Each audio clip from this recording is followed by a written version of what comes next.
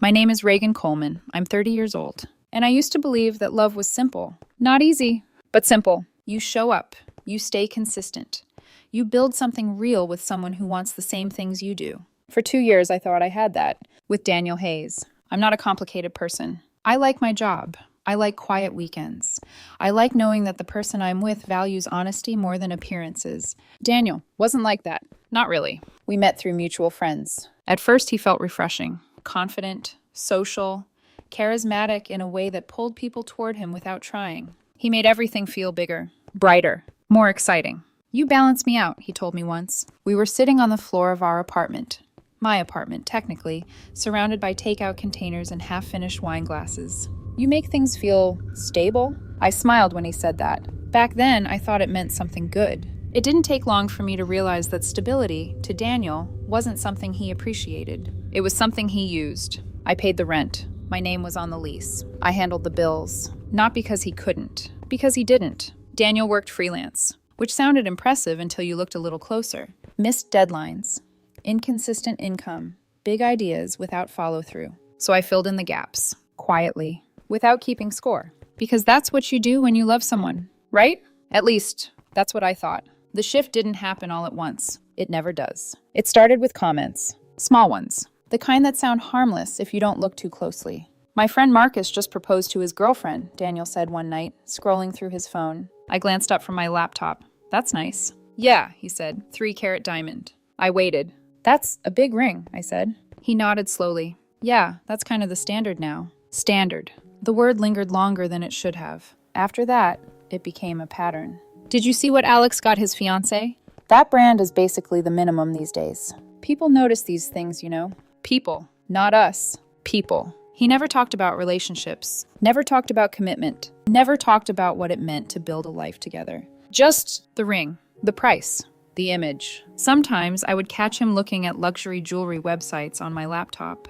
Tabs left open, not accidentally, deliberately. Other times he would tag me in posts, designer brands, influencers, perfectly staged proposals with drone shots and professional lighting.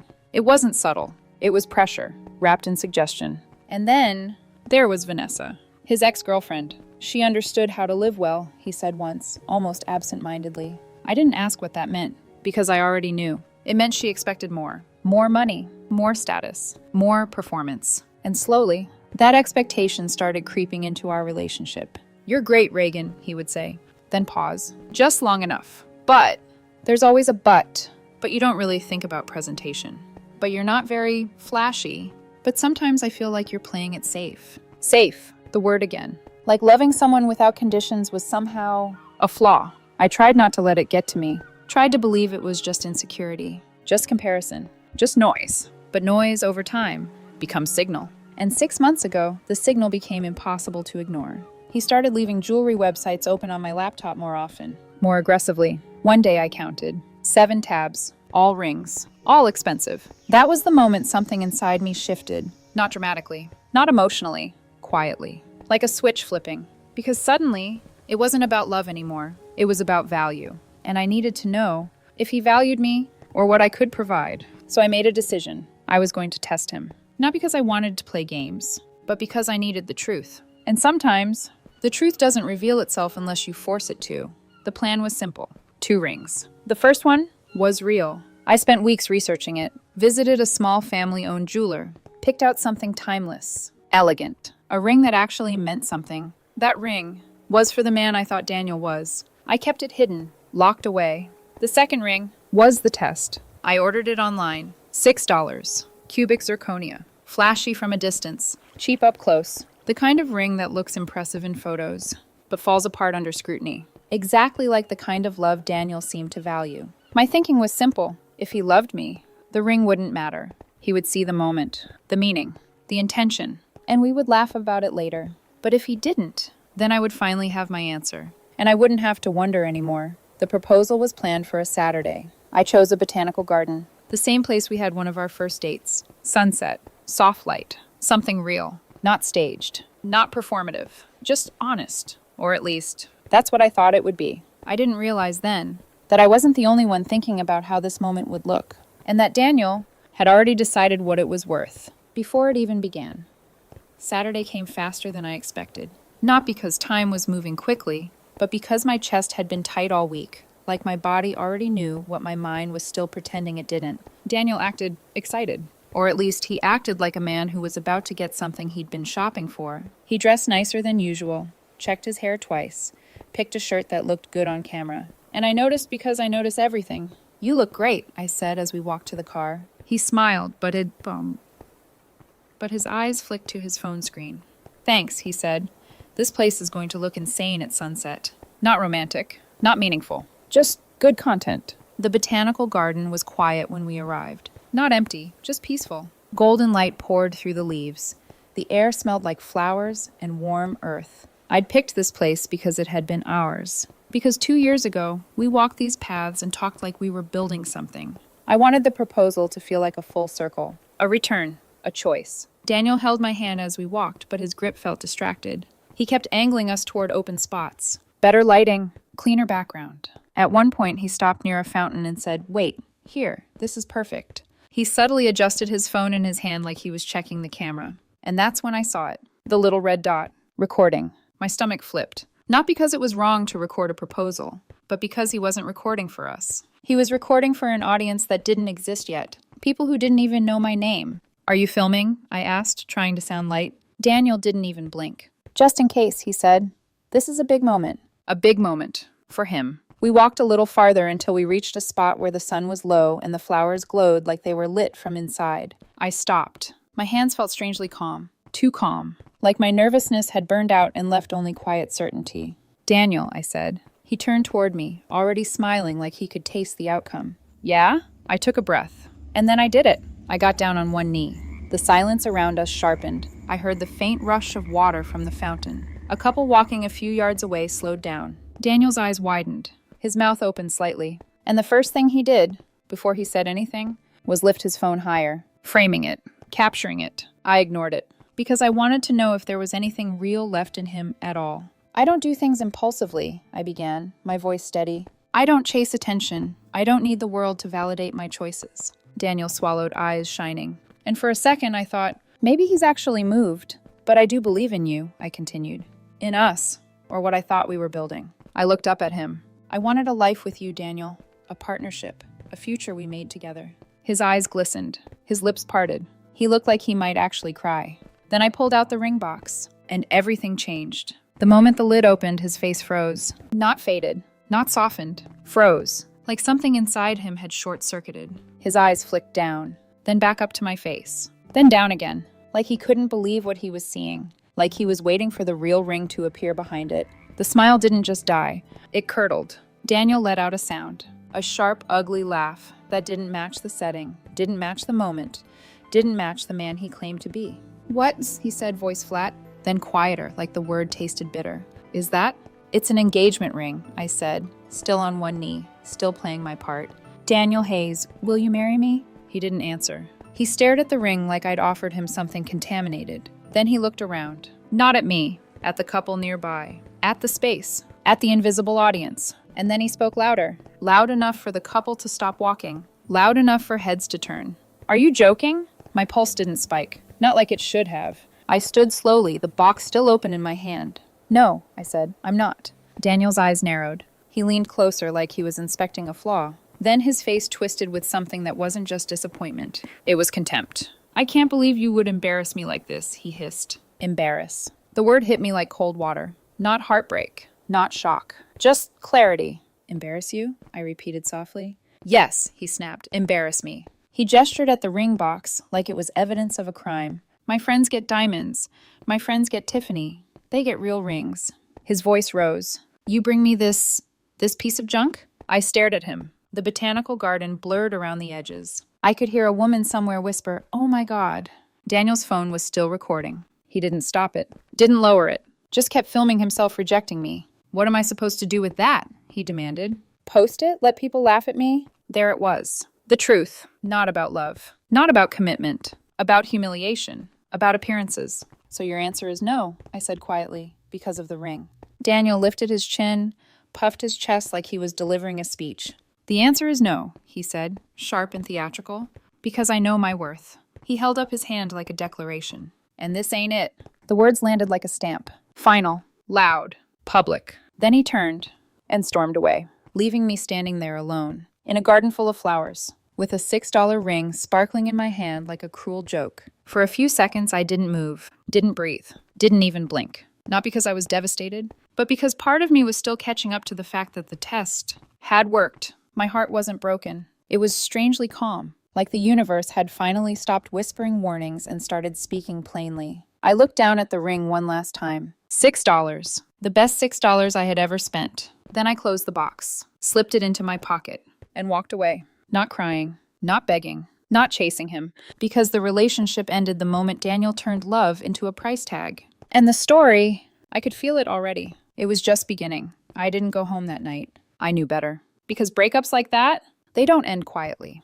They turn into explosions, and I had no interest in standing in the middle of it. So I packed a bag, called a friend, and crashed on her couch. By midnight, my phone started lighting up. Daniel, again, and again, and again. Calls, messages, voicemails I didn't listen to. I didn't answer. Not one, because there was nothing left to say. The next morning, the real show began. I woke up to a message from my friend. Just one line. Have you seen Instagram? My stomach didn't drop, didn't twist, didn't panic, because somehow I already knew. I opened the app, and there it was, Daniel's post. It was perfect, too perfect. A high-quality photo, carefully staged. His hand, perfectly manicured, holding the ring between his fingers. The light catching it just right, making the cheap stone sparkle like it was something it wasn't. Even the background was curated. Soft lighting, neutral tones, everything designed to look expensive, meaningful, real. It almost fooled me. Almost. Then I read the caption. Some things are just not meant to be. Last night I was asked a question, but I had to listen to my heart and respect myself. I know my worth, and this ain't it. To anyone out there, never settle for less than you deserve. I stared at the screen for a long time, not because it hurt, but because it was impressive. The performance, the confidence, the way he had taken a moment where he exposed himself and rewritten it into something else entirely. A story where he was the hero, and I didn't even exist. The post exploded. Within hours, thousands of likes, hundreds of comments, shares, reposts, lifestyle pages picked it up. Influencer accounts amplified it. People who had never met him were suddenly invested in his story. And the comments? They came fast, relentless. You dodged a bullet. King behavior. Know your worth. She tried to play you. Cheap women deserve cheap love. I scrolled, and scrolled, and scrolled. Not once did anyone ask what actually happened, because they didn't need to. He had already given them a version that felt good to believe. And people don't look for truth when the lie is more entertaining. Daniel leaned into it, replying to comments, thanking people, adding details, little things, carefully placed. She'd been pressuring me for months. I ignored the red flags. This was the final straw.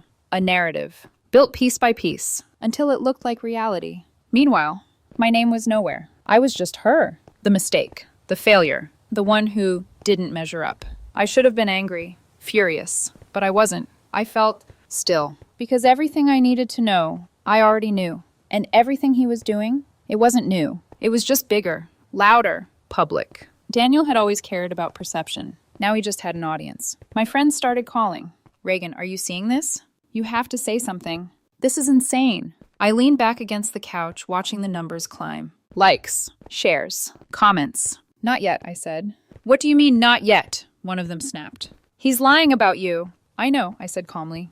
Then why aren't you doing anything? Because timing matters. Because truth doesn't just need to be told. It needs to land. Let him have it, I said quietly. Let him go as far as he wants. There was silence on the other end. You're serious? I looked at the screen again. At Daniel's face. At the carefully constructed version of himself he was selling to the world. Yeah, I said. The higher he climbs, I paused. The harder he falls. For 2 days, I said nothing. I watched. I let the post grow. Let it spread. Let it become something bigger than either of us. He gained followers. His confidence grew with it. New posts. New stories. More engagement. He was becoming exactly what he wanted to be. Validated. Admired. Seen. And every comment that praised him, every person that shared his story, they weren't helping him. They were building something. A stage. And I was waiting for the moment it was full. By the 3rd day, it was. His post had peaked, picked up by small blogs, shared across platforms, turned into a conversation. He was at the top, And he had no idea. What was coming next? I opened Instagram, scrolled to his post, watched the comments refresh in real time. Then I typed 6 words: simple, clean, precise. Neither are you. The ring is fake. I posted it from my real account. No burner, no anonymity, just truth. Then I locked my phone and set it down because I didn't need to watch what happened next. I already knew. The first domino had just fallen. I didn't check my phone for 3 hours. Not because I wasn't curious, because I knew exactly what I'd see. Chaos. And when I finally turned it back on, that's exactly what I got. Notifications flooded the screen. Messages, tags, mentions, hundreds of them, then thousands. It felt like opening a door into a storm. My single comment, 6 words, had detonated everything Daniel had built. His post was no longer clean, no longer controlled, no longer his. It had become a battlefield. Replies stacked under my comment faster than I could read them. Wait, what? Fake? Prove it. She's lying. No way she'd comment from her real account if it wasn't true. The internet had split, half of them still clinging to his version, calling me bitter, desperate, embarrassed. The other half? They were thinking, looking closer, zooming in on the photo. You know, that setting does look cheap. The stone isn't reflecting like a real diamond. Something feels off. Doubt. That was all it took. Daniel responded within minutes. He's lying, he wrote. He's just embarrassed. Don't listen to him. He started deleting comments. Every question, every doubt, every crack in his story. But it was too late. Because once people start questioning something, they don't stop. And the narrative? It wasn't his anymore. That was the moment I'd been waiting for. The audience was ready. The stage was full. Now, it was time for the truth. I didn't go back to his post. I went to mine. My Instagram page was quiet. Simple. A few photos. Nothing curated. Nothing performative. Until that moment. I created a new post. A carousel. 3 slides. Simple. Clean. Undeniable. Slide 1. A screenshot. My Amazon order history. Clear. Unedited. Item name. 2-carat cubic zirconia engagement ring. Price. $6.49. Circled. In red. Date visible. Time stamped. No room for interpretation. Slide 2. A video. Me. Sitting at my kitchen table. No makeup. No filters. No performance. Just me. Hi, I said calmly. My name is Reagan Coleman. I paused. Let it settle. You may have seen a post recently from my ex-boyfriend, Daniel Hayes. No anger. No bitterness. Just facts. I wanted to clarify something. I reached off camera and placed the real ring on the table. The diamond. 2 carats. Elegant. Timeless. It caught the light instantly. Not with cheap sparkle, but with depth. Fire. Clarity. The difference was obvious, even through a screen. The ring in Daniel's post, I said quietly, was a test. I let that sit. I wanted to know if he was choosing me. My eyes held the camera. Or choosing a price tag. Silence. He made his choice. No drama. No theatrics. Just truth. This, I gestured to the real ring, was the ring I intended to give him. Another pause. But it was never about this. I leaned back slightly. It was about character. And then, the final line. And he failed. Slide 3. The receipt. From the jeweler. Details visible. Date. Store. Ring description. The price? Blacked out. Because that part didn't matter. I wrote one caption. The truth is always more valuable than a diamond. I wish Daniel the best in finding someone who meets his standards. As for me, I'll be choosing character over cost. Then I hit post and waited. Not long. It spread faster than I expected. Faster than his. Because lies travel fast. But truth? Truth hits harder. Within hours, it was everywhere. Reposted. Shared. Discussed. The same pages that praised him now tore him apart. Headlines changed. Man exposed after fake engagement ring stunt backfires. Know your worth influencer caught in his own lie. $6 ring reveals $0 character. His comment section? Unrecognizable. The support? Gone. Replaced with mockery. Hashtag $6 king. Bro fumbled a diamond.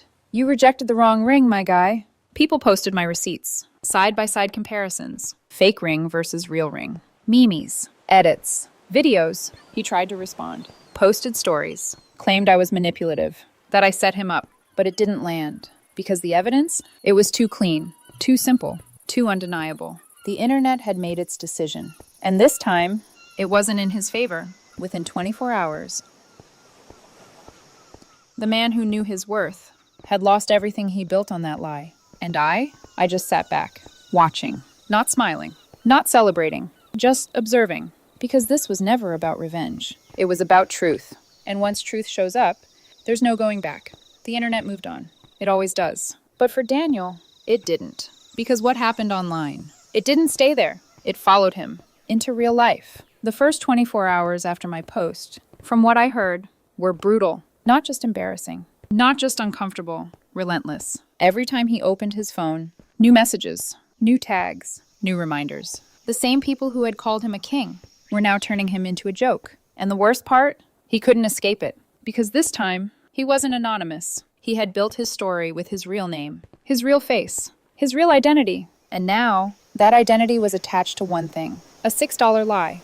He tried to fight it, posted a video, tearful, shaky, saying I had manipulated him, set him up, humiliated him on purpose. But even that backfired, because people had already seen everything.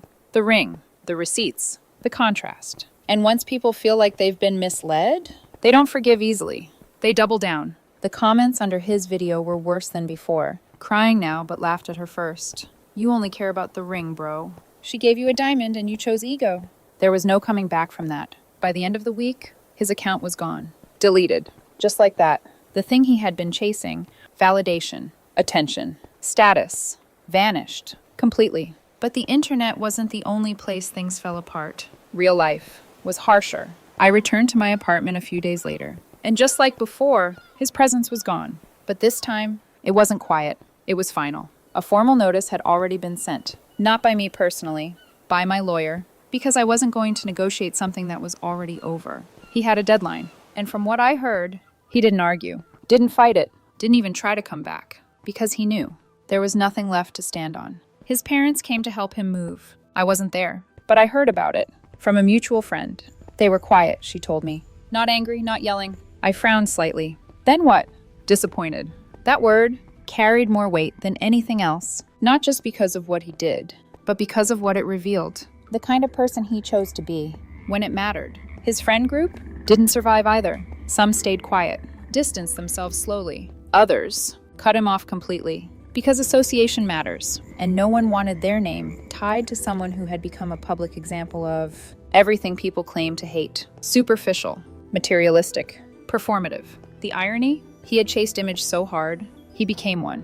A cautionary one. There was something else too. Something people didn't see online. But I did, because I had lived it. Daniel hadn't just cared about status. He depended on me. Financially, emotionally, practically. I paid the rent, handled the bills, kept things stable. And all that time, he still believed he was the one evaluating me. That he was the one deciding if I was enough. That part, that realization, was the one that stayed with me. Not the post, not the comments, not the public fallout, but the quiet truth behind it all. He didn't lose me because of a ring. He lost me because he never saw me clearly to begin with. And once that became obvious, there was nothing left to fix. Weeks passed, and slowly, the noise faded. His name stopped trending. The jokes moved on to someone else. But the consequences? They stayed. For him. For me, something else replaced it. Not satisfaction. Not revenge. Just clarity. Because when everything falls apart like that, you don't just see who the other person was. You see who you were for staying. And more importantly, who you're not going to be anymore. 4 months later, everything is quiet again. Not the kind of quiet that feels empty. Not the kind that echoes. The kind that settles. The kind you earn. Daniel is gone. Not just from my life. From everything that used to connect us. No messages. No attempts to reach out. No second round of explanations. Just absence. I heard things, of course. You always do. From people who still orbit the same social circles. He moved back in with his parents. Not temporarily. Not as a transition. As a reset. His freelance work slowed down. Not because he suddenly lost skill. Because people started looking at him differently. And reputation? It doesn't need to be destroyed loudly. Sometimes it just fades. Opportunities get quieter. Calls stop coming. Trust disappears in ways no one explains out loud. His world didn't end, but it shrank. A lot. As for me, I returned the ring. The real one. The diamond. I went back to the same jeweler. The same quiet store. The same man who had helped me pick it out weeks before. He looked at me for a moment when I walked in. Then at the ring. Didn't go as planned? He asked gently. I shook my head. No, I said. Then after a pause, it went exactly as it needed to. He nodded. Didn't ask anything else. And when the refund hit my account, it didn't feel like loss. It felt like closure. like reclaiming something that was never meant to be spent that way. Work changed too. Not dramatically, just easier, without the constant background noise of someone else's expectations, someone else's instability, someone else's need to be managed. I focused, and people noticed. A promotion came, more responsibility, more trust, more space to grow. And this time, it wasn't tied to anyone else. Just me. Outside of work, I started saying yes again. To things I used to ignore. Invitations, new places, new people. Not because I was trying to prove anything, because I finally had room. I met people who didn't ask what I could give them, who didn't measure worth in numbers, who didn't need an audience to validate a moment. Some of them stayed, some didn't. And that was okay, because for the first time in a long time, I wasn't trying to hold anything together. I was just living. People still bring it up sometimes. The ring story, the post, the whole thing. They ask if I regret it. The relationship, the test, the way it all played out. And I always give the same answer. No, because regret means wishing it never happened. And I can't say that, not after what it showed me, about him, about myself, about what I'm willing to accept, and what I'm not. Daniel said he knew his worth, but he was wrong. He didn't know his worth. He knew his price. And when everything was stripped away, that price wasn't nearly as high as he thought. As for me, I don't need a test anymore. I don't need proof. I don't need to wonder if I'm enough, because I already know. And the next time I choose someone, it won't be because they fit into a version of a future I imagined. It will be because they meet me where I stand, without performance, without conditions, without a price tag.